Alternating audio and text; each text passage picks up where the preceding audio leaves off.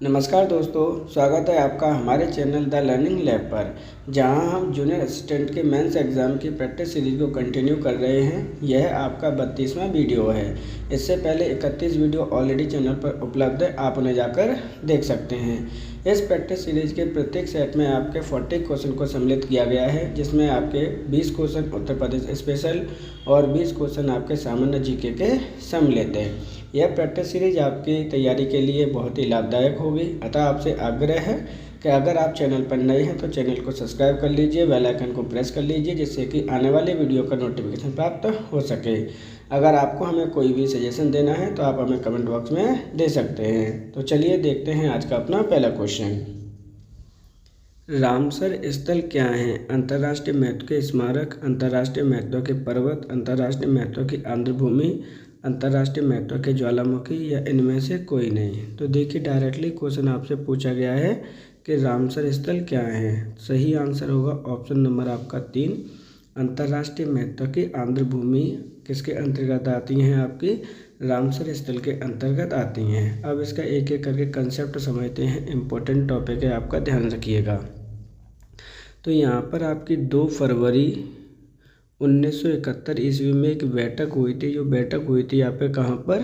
Ramsar नामक जगह है। और ये जगह कहाँ पर है? तो ये ईरान में की पड़ती है, जहाँ पर ये बोला गया था कि जो भी आपकी वेटलैंड है, क्या है आपकी वेटलैंड है, उनको कंजर्वेशन किया जाएगा, उनको कंजर्व किया जाएगा, यानी संरक्षण उनको प्रदान किया जाएगा। तो जो भी आपकी वेटलैंड अंतर्गत इसके आती हैं उनको हम रामसर स्थल कहते हैं, और उनका क्या किया जाता है? प्रोटेक्टेड किया जाता है या फिर कंजर्व किया जाता है। अगर वर्तमान में भारत की बात करें तो वर्तमान में भारत के अंतर्गत कितने आपके आंध्र भूमियाँ हैं? तो 96 हैं। सही आंसर है ऑप्शन नंबर आपका 3। बिहार का प्रथम रामसर स्थल कहाँ पर स्थित है? बेगूसराय, भागलपुर, बांका, भोजपुर या इनमें से कोई नहीं। तो देखिए, यहाँ पे डायरेक्टली पूछा गया है कि बिहार का प्रथम रामसर स्थल कहाँ पर है। सही आंसर है ऑप्शन नंबर आपका 1, बेगूसराय में। अब उस बेगूसराय में जो आपका रामसर स्थल स्थित है उसका नाम क्या है? तो उसका नाम है आपका कांवर झील, यानी कांवर लेक उसका नाम है, जो कि बेगूसराय में आपकी स्थित है।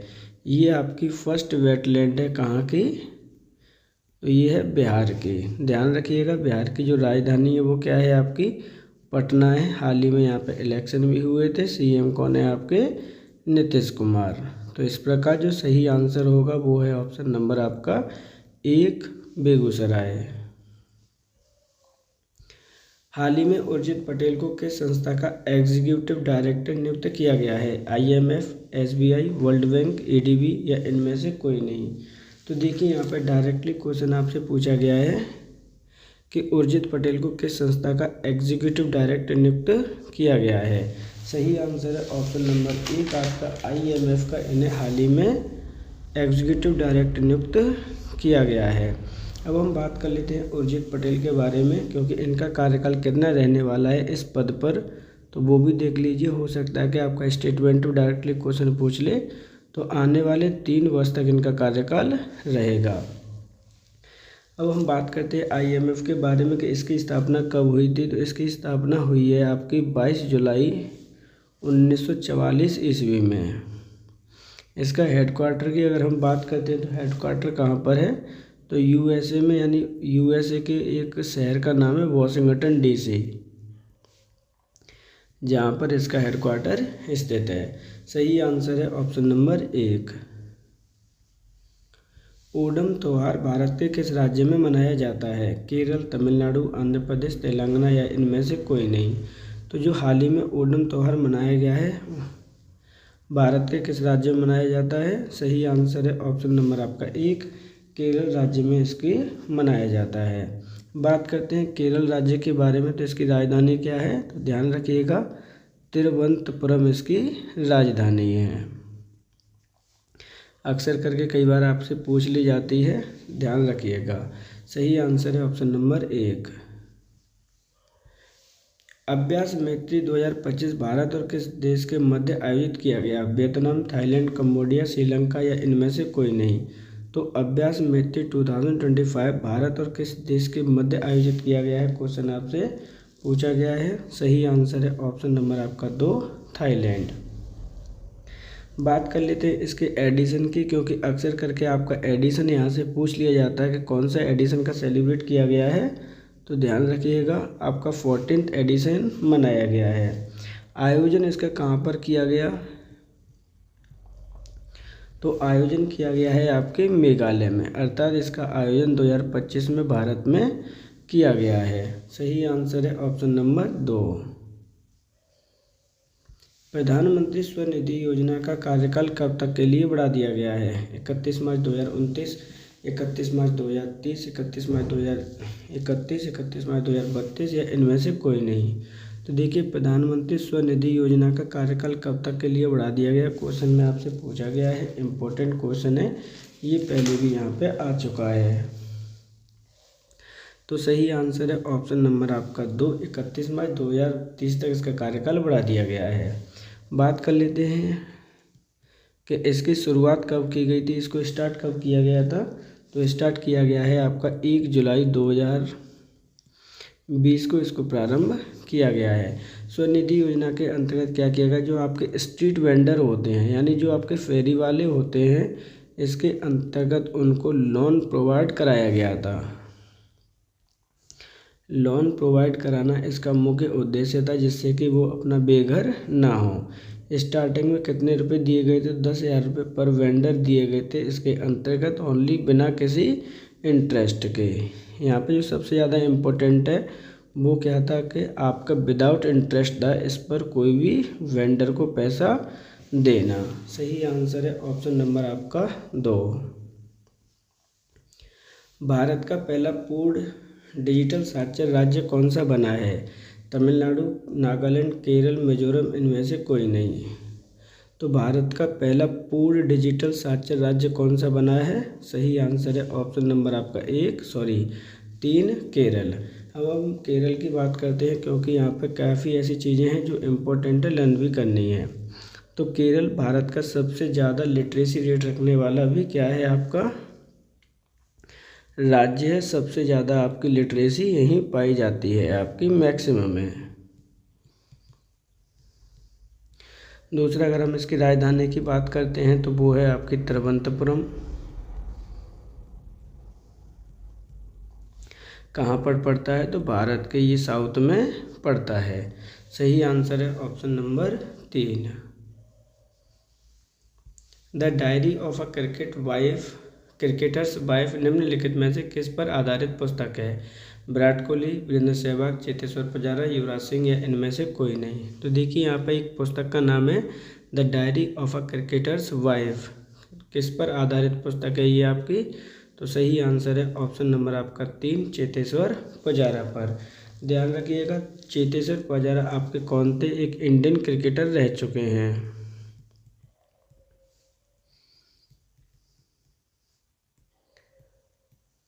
अब इंडियन क्रिकेटर है तो इनको एक अर्जुन अवार्ड भी प्रदान किया गया था। अक्सर करके आपसे पूछ लिया जाता है कि इन्हें अवार्ड कब प्रदान किया गया था, तो 2017 में इन्हें अर्जुन अवार्ड से भी नवाजा गया है। सही आंसर है ऑप्शन नंबर 3।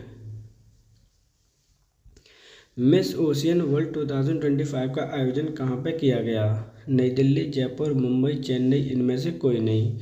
तो देखिए, मिस ओशियन वर्ल्ड 2025 का आयोजन आपसे पूछा गया है कि कहाँ पर इसका आयोजन किया गया।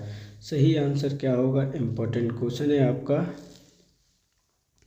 ऑप्शन नंबर 2, भारत में इसका आयोजन किया गया है जयपुर में। और जयपुर किसकी राजधानी है, तो वो है आपके राजस्थान की राजधानी।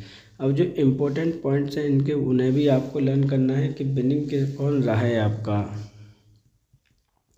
इम्पोर्टेंट है आपका विनर्स। तो विनर्स है आपका एवलिन नीम मोहम्मद सलाह, ये आपकी इस बार की विनर रही हैं। ये चीज़ आपको याद रखनी है।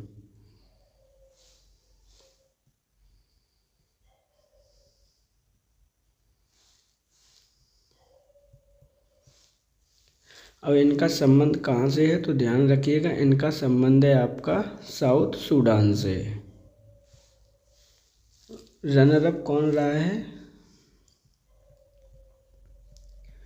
तो रनर अप रहा है भारत की पारुल सिंह। ये आपके लिए इम्पोर्टेंट है।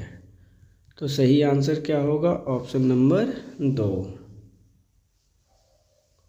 डूरंड कप 2025 का आयोजन कहाँ पर किया गया? इंडोनेशिया, भारत, जापान, दक्षिण कोरिया या इनमें से कोई नहीं।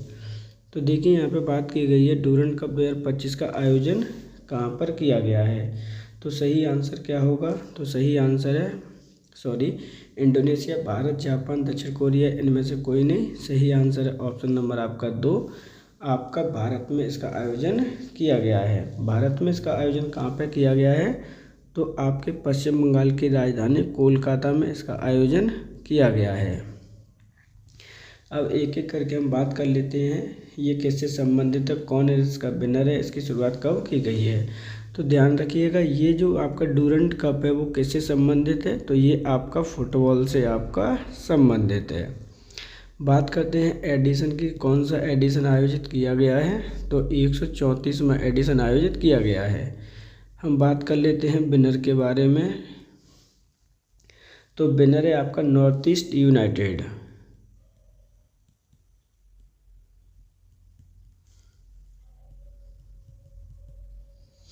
जबकि रनर अप भी आप लर्न कर लीजिएगा, क्योंकि रनर अप अक्सर करके आपसे पूछ लिए जाते हैं। तो ध्यान रखिएगा डायमंड हार्बर।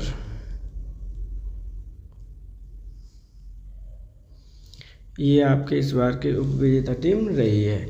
इसकी हम बात करते हैं कि इसको शुरुआत कब से की गई, स्टार्टिंग कब से की गई है। तो 1888 ईस्वी से इसकी शुरुआत की गई है। तो सही आंसर इस प्रकार ऑप्शन नंबर 2।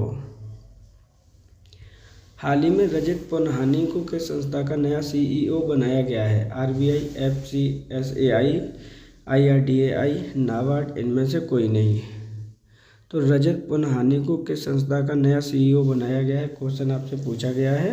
सही आंसर है ऑप्शन नंबर 2, FSSAI का इन्हें CEO बनाया गया है। अब इनके द्वारा किसे रिप्लेस किया गया है, ये क्वेश्चन भी आपका आ सकता है। तो रिप्लेस किया गया है आपका कमला वी राव को इनके द्वारा रिप्लेस किया गया है। इन्हें कार्यकाल कितने दिन के लिए बनाया गया है, क्या का पर रीज़न है, इसकी भी देख लीजिए। तो बात कर लेते हैं फसाई की स्थापना की कि इसकी स्थापना कब की गई है। तो सितंबर 2008 में इसकी स्थापना हुई है। बात करते हैं हेडक्वार्टर की, तो वो है आपका न्यू दिल्ली में। सही आंसर क्या होगा? Option number 2। निम्नलिखित में से किस तिथि को विश्व जल दिवस मनाया जाता है? 22 मार्च, 22 अप्रैल, 22 मई, 2 फरवरी, इनमें से कोई नहीं।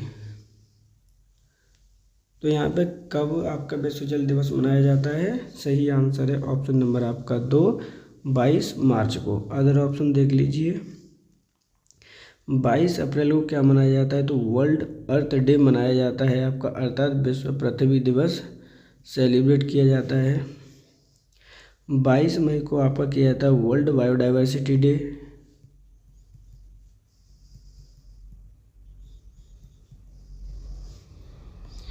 वहीं बात करते हैं 2 फरवरी की, तो वर्ल्ड आपका वेटलैंड डे आपका मनाया जाता है।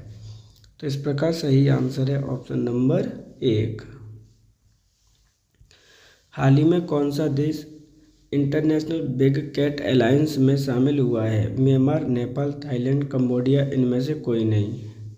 तो देखिए यहाँ पे बात करते हैं इंटरनेशनल बिग कैट अलायंस की, जिसमें हाल ही में कौन सा देश आपका शामिल हुआ है। सही आंसर है ऑप्शन नंबर 2, आपका नेपाल देश इसमें हाल ही में शामिल हुआ है। एक एक करके हम बात कर लेते हैं, क्योंकि यहाँ से भी क्वेश्चन पहले पूछा जा चुका है कई बार। आपकी जो बिग कैट अलायंस है आपकी, यहाँ से क्वेश्चन आपके पूछे जाते रहे हैं। अब हम बात कर लेते हैं बिग कैट अलायंस इंटरनेशनल की कि इसकी स्थापना कब हुई है। तो इसकी स्थापना हुई है 2023 को। इसके अंतर्गत जो आपकी बिग कैट हैं आपकी, कितनी कैटेगरियों को इसके अंतर्गत शामिल किया गया है? तो 7 कैटेगरी को इसके अंतर्गत शामिल किया गया है। उनका उद्देश्य क्या है? तो उनका उद्देश्य उन्हें संरक्षण प्रदान करना। तो इस प्रकार सही आंसर होगा ऑप्शन नंबर 2। निम्नलिखित में से कौन सी नदी यूरोप महाद्वीप में स्थित है? टेम्स, नील, अमेजन, ब्रह्मपुत्र, इनमें से कोई नहीं। तो देखिए यहाँ पे कौन सी नदी आपके यूरोप महाद्वीप में स्थित है? सही आंसर होगा ऑप्शन नंबर 1 टेम्स। टेम्स नदी कहाँ पर स्थित है? तो ध्यान रखिएगा ये यूरोप में स्थित है और जो आपकी लंदन सिटी है वो इसके किनारे पर बसी हुई है। जबकि नील नदी आपकी दुनिया की सबसे लॉन्गेस्ट नदी है आपकी, और ये कहाँ पर स्थित है? तो ये आपकी अफ्रीका कॉन्टिनेंट में आपकी स्थित है। वहीं अमेज़न की बात करते हैं तो इसका जो मैक्सिमम डेंसिटी है, क्या है आपका? डेंसिटी वाली नदी है आपकी, और ये स्थित है आपके साउथ अमेरिका में। नेक्स्ट आपकी ब्रह्मपुत्र की बात करते हैं तो ये आपके एक एशियन रिवर है। तो इस प्रकार जो सही आंसर होगा वो क्या है? Option number 1। पानीपत का प्रथम युद्ध कब हुआ था? 1192, 1526, 1556, 1756, इनमें से कोई नहीं।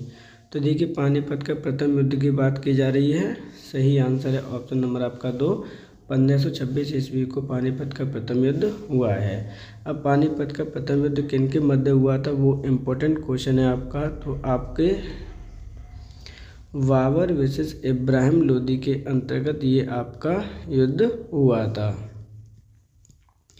इब्राहिम लोदी की जिसमें क्या हुई थी? आपकी पराजय हुई थी, ये चीज़ आप याद रखेंगे।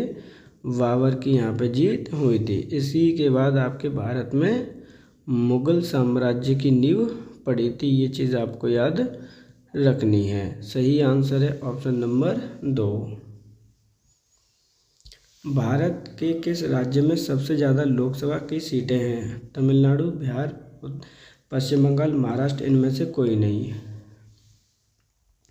तो भारत के कौन से सबसे ज़्यादा लोकसभा सीटें हैं राज्य में? सही आंसर है ऑप्शन नंबर आपका 5, इनमें से कोई नहीं। क्योंकि ये सबसे ज़्यादा आपकी सीटें हैं वो उत्तर प्रदेश में हैं 80, जबकि राज्यसभा की सीटें भी उत्तर प्रदेश में ही हैं 31। ये चीज़ आपको याद रखनी है। जबकि लोकसभा में है आपकी 80। सही आंसर है ऑप्शन नंबर आपका 5। भारतीय संविधान के किस अनुच्छेद के तहत अनटचेबिलिटी को प्रतिबंधित किया गया है? अनुच्छेद 16, अनुच्छेद 17, अनुच्छेद 18, अनुच्छेद 19 या इनमें से कोई नहीं। तो देखिए यहाँ पे बात की गई है किसकी? भारत के कौन से अनुच्छेद में आपके अनटचेबिलिटी को प्रतिबंधित किया गया है? सही आंसर है ऑप्शन नंबर आपका 2, अनुच्छेद 17। अब एक एक करके हम बात कर लेते हैं अदर ऑप्शन के बारे में। अनुच्छेद 16 में कहा गया है कि जो आपकी अवसर की समानता है,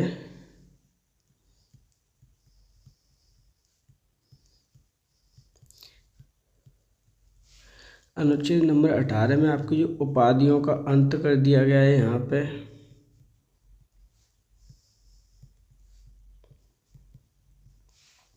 अनुच्छेद 19 में आपकी स्वतंत्रता का अधिकार दे रखा है। कितने प्रकार की स्वतंत्रता दे रखी है? इसमें 6 प्रकार की दे रखी है। सही आंसर है ऑप्शन नंबर 2।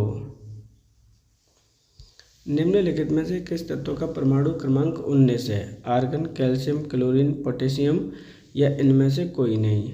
तो देखिए यहाँ पे बात की गई है कौन से तत्व का परमाणु क्रमांक 19 है आपका। तो 19 किसका होता है? सही आंसर है ऑप्शन नंबर आपका 4, पोटेशियम का। जबकि आर्गन का कितना है? तो इसका 18 है। कैल्शियम का कितना है आपका? 20 है। क्लोरीन का आपका 17 है। सही आंसर है ऑप्शन नंबर आपका 4। निम्नलिखित में से कौन सी अक्रिय गैस है? क्लोरीन, फ्लोरीन, हीलियम, मीथेन, इनमें से कोई नहीं। तो देखिए यहाँ पे पूछा गया है कि कौन सी आपकी अक्रिय गैस है। सही आंसर है ऑप्शन नंबर आपका 3, हीलियम। तो हीलियम का परमाणु क्रमांक क्या होता है? तो 2He4 होता है, ध्यान रखिएगा। अक्रिय गैस क्या होती हैं? तो ऐसी गैस है जिनके लास्ट सेल में आप पे कितने इलेक्ट्रॉन होते हैं? 0 इलेक्ट्रॉन होते हैं, अर्थात इनके अंतर कोई भी रिएक्शन नहीं होती है, उन्हें हम अक्रिय गैस कहते हैं। कौन कौन सी अक्रिय गैसें हैं आपकी? 2-4 का नाम लिख लीजिएगा। तो नंबर 1 आपकी हीलियम है, नियोन है आपकी, इसी तरह से आर्गन है, क्रप्टन है आपकी, और जीनोन है। तो इन 5 को आप लर्न कर लीजिएगा, इम्पोर्टेंट है। सही आंसर है ऑप्शन नंबर 3। निम्नलिखित में से दाब का मात्रक क्या है? पास्कल, न्यूटन, जूल, हर्ट्ज, इनमें से कोई नहीं। तो देखिए यहाँ पे दाब का मात्रक आपसे पूछा गया है। सही आंसर है option number 1, pascal. Other option की बात करते हैं तो न्यूटन किसका है? तो ये आपका फोर्स का है, अर्थात बल का है। जूल आपका वर्क है, आपका वर्क कहिए या फिर एनर्जी। वहीं अगर हम हर्ट्ज की बात करते हैं तो ये आपका फ्रीक्वेंसी का है, अर्थात आपकी आवृत्ति का। सही आंसर है ऑप्शन नंबर 1। विटीकल्चर का संबंध किससे है? अंगूर का उत्पादन, मछली का उत्पादन, टमाटर का उत्पादन, प्याज का उत्पादन, इनमें से कोई नहीं। तो देखिए यहाँ पे विटीकल्चर आपसे पूछा गया है। सही आंसर है ऑप्शन नंबर आपका 1, अंगूर उत्पादन। निम्नलिखित में से किस स्थान पर महात्मा बुद्ध ने अपना प्रथम उपदेश दिया था? वाराणसी, कौशाम्बी, सारनाथ, श्रावस्ती, इनमें से कोई नहीं। तो देखिए यहाँ पे बात की जा रही है किस स्थान पर महात्मा बुद्ध ने अपना प्रथम उपदेश दिया था। सही आंसर है ऑप्शन नंबर आपका 3, सारनाथ। सारनाथ में महात्मा बुद्ध ने अपना प्रथम उपदेश किनको दिया था? तो यहाँ पर टोटल 5 शिष्यों को यहाँ पे दिया गया था। इस घटना को क्या कहा जाता है? इस घटना को हम धर्म चक्र परिवर्तन की घटना भी कहते हैं।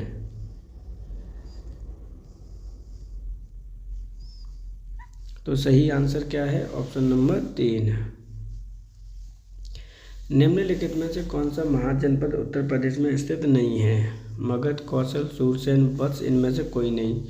तो देखिए यहाँ पे बात की जा रही है कौन सा जनपद आपका उत्तर प्रदेश में स्थित नहीं है। सही आंसर होगा ऑप्शन नंबर 1, मगध। क्योंकि जो मगध आपका साम्राज्य स्थित है वो कहाँ पर है? आपका बिहार राज्य में स्थित है, जिसकी राजधानी, प्रथम राजधानी क्या थी? तो वो आपकी राजगृह थी। जबकि कौशल, सूरसेन और तीनों वत्स कहाँ के हैं? ये आपके यूपी में हैं।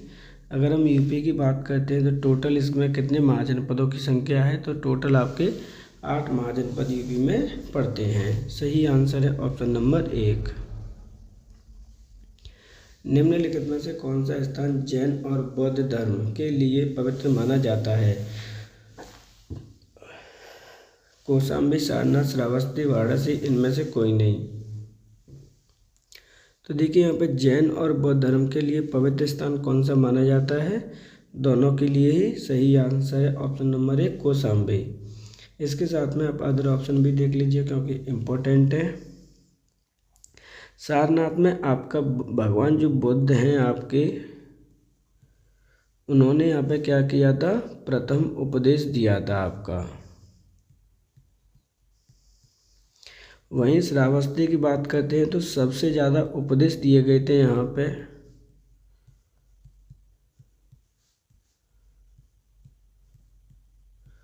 और वाराणसी की अगर हम बात करते हैं तो ये आपका गंगा नदी के किनारे पर स्थित है।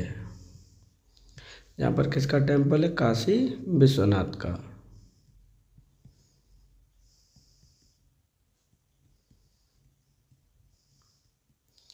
सही आंसर होगा इस प्रकार ऑप्शन नंबर 1। 1857 का विद्रोह उत्तर प्रदेश के किस शहर में प्रारंभ हुआ था? सहारनपुर, मेरठ, रामपुर, बिजनौर, इनमें से कोई नहीं। तो देखिए 1857 के विद्रोह की बात करते हैं, कहाँ से ये प्रारंभ हुआ था? सही आंसर है ऑप्शन नंबर आपका 2, मेरठ जिले से ये प्रारंभ हुआ था। अब हम एक एक करके बात कर लेते हैं कि मेरठ जिले से कब ये प्रारंभ हुआ था। तो 10 मई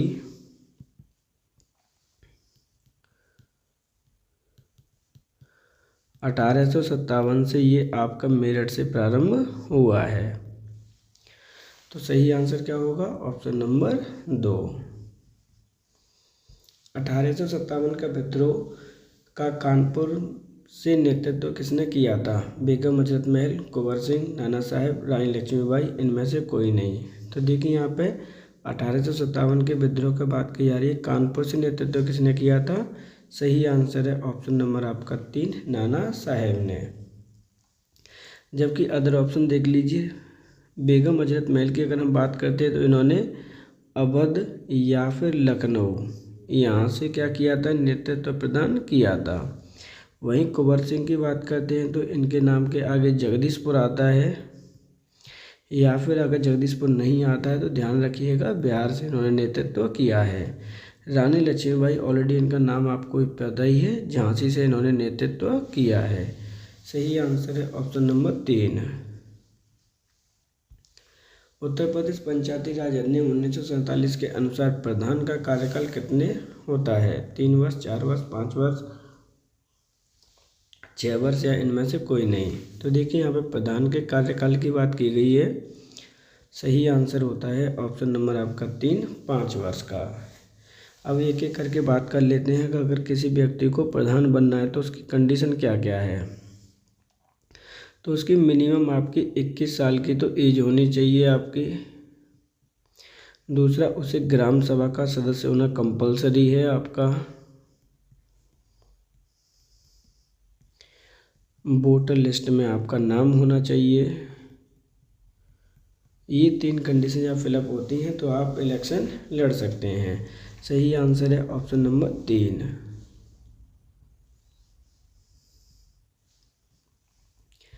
क्षेत्रफल के अनुसार उत्तर प्रदेश का सबसे छोटा जिला कौन सा है, लखीमपुर खीरी, हापुड़, रामपुर, सोनभद्र, इनमें से कोई नहीं। तो देखिए यहाँ पे पूछा गया है कि क्षेत्रफल के अनुसार उत्तर प्रदेश का सबसे छोटा जिला कौन सा है। सही आंसर है ऑप्शन नंबर आपका 2, हापुड़। हापुड़ आपका सबसे छोटा जिला है। कितना क्षेत्रफल है इसका, तो 660 किलोमीटर स्क्वायर एरिया इसका क्षेत्रफल है। जबकि लखीमपुर खीरी क्या है आपका, लार्जेस्ट है आपका।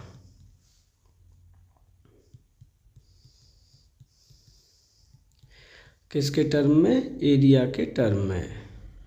तो सही आंसर है ऑप्शन नंबर 2।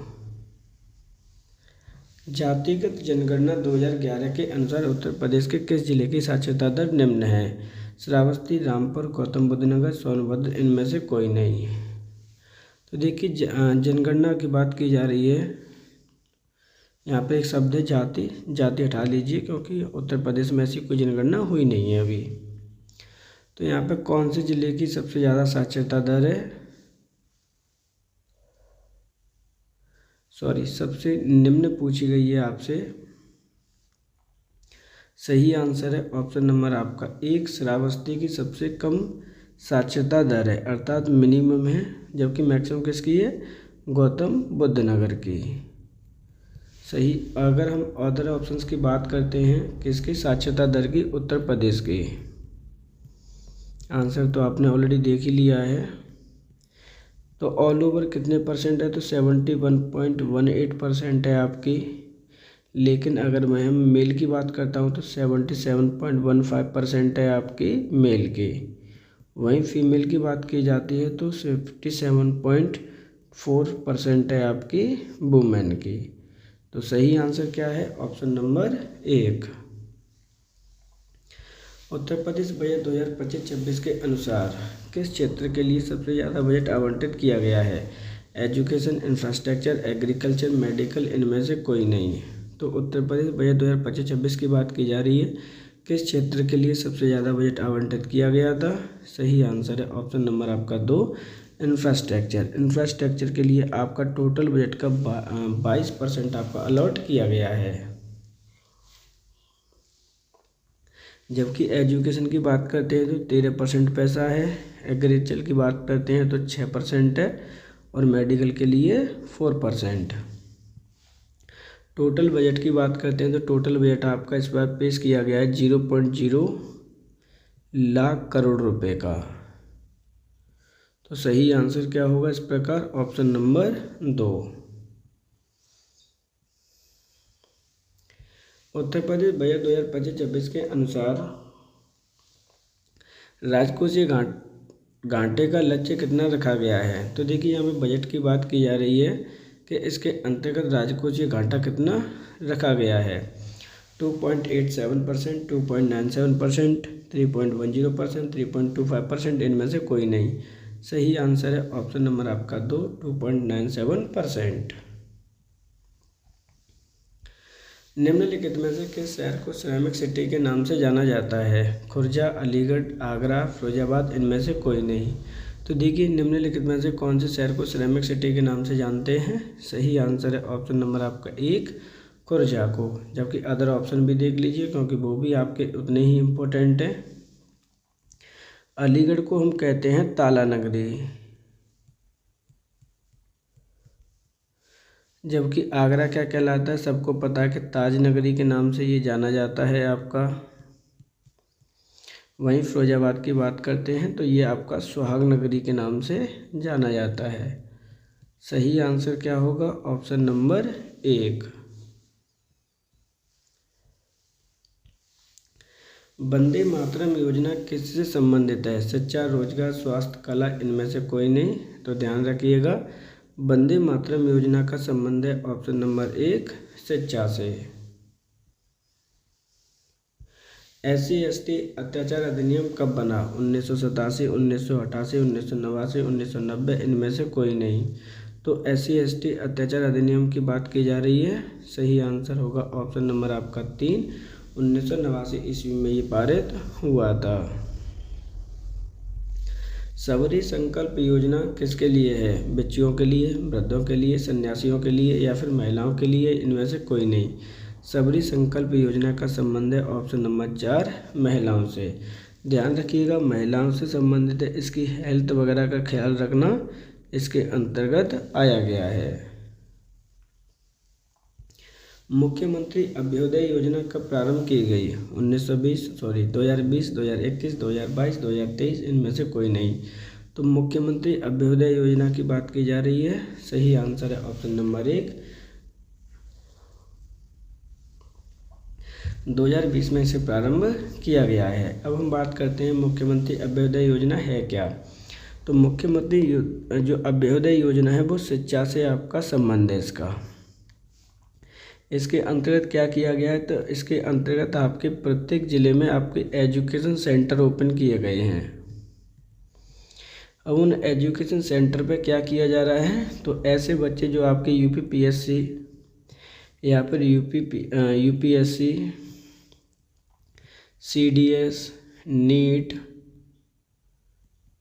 जो भी आप कॉम्पिटिटिव एग्ज़ाम की तैयारी प्रिपरेशन कर रहे हैं उनको कोचिंग फ्री की गई है इनके द्वारा। सही आंसर है ऑप्शन नंबर 1। अमरावती पुरुषोत्तम बहुउद्देशीय दिव्यांग विकास संस्थान स्थित है? लखनऊ, आगरा, प्रयागराज, वाराणसी, इनमें से कोई नहीं।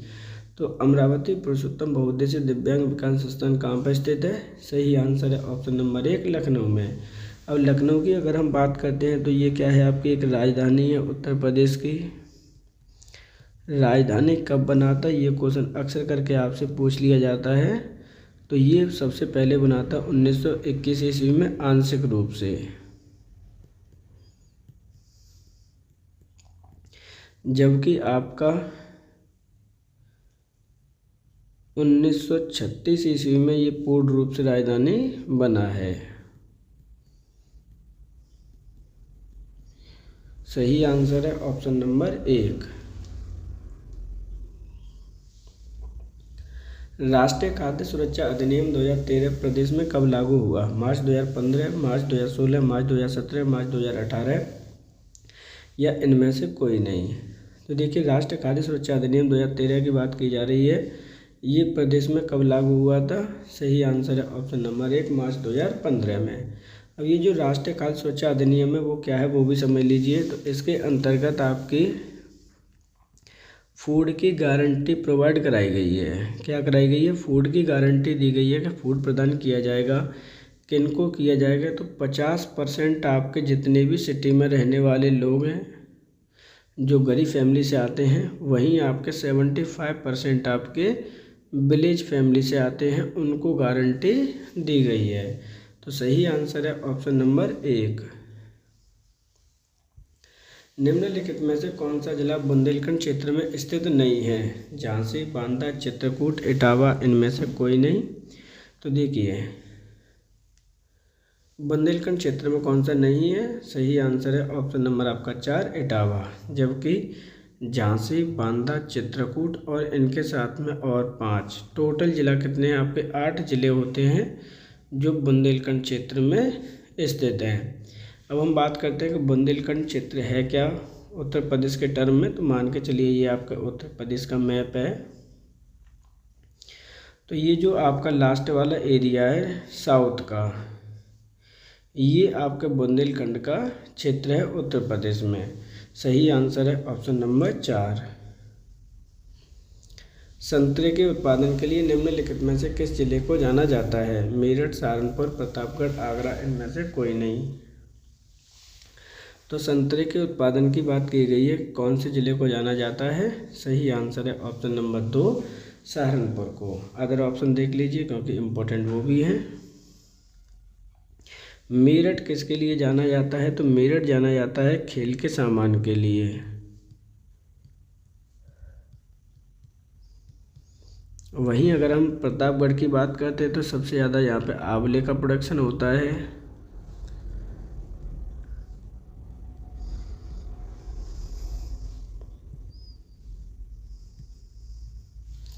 आगरा की बात करते हैं तो इसे हम ताजनगरी प्लस आपका पेठे के उत्पादन के लिए ये जाना जाता है। तो इस प्रकार जो सही आंसर होना है वो है ऑप्शन नंबर आपका 2। तो आज के हमारे 40 क्वेश्चन यहाँ पे कंप्लीट होते हैं। आप सभी से रिक्वेस्ट है कि अगर आपको हमारा कंटेंट अच्छा लगता है तो वीडियो को लाइक, चैनल को सब्सक्राइब और बेल आइकन को प्रेस जरूर कर लीजिएगा, जिससे कि आने वाले वीडियो का नोटिफिकेशन प्राप्त कर सको।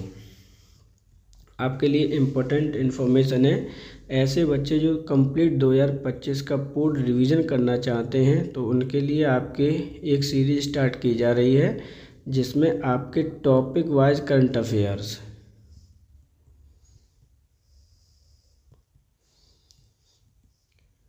का वीडियो आपके चैनल पर बहुत जल्द अवेलेबल होगा, जिसमें पहला टॉपिक आपका इंक्लूड किया गया है वो है आपके इंडेक्सेस, यानी आपके 2025 के जितने भी महत्वपूर्ण इंडेक्सेस हैं उन सभी को सम्मिलित करके आपका वीडियो तैयार किया गया है।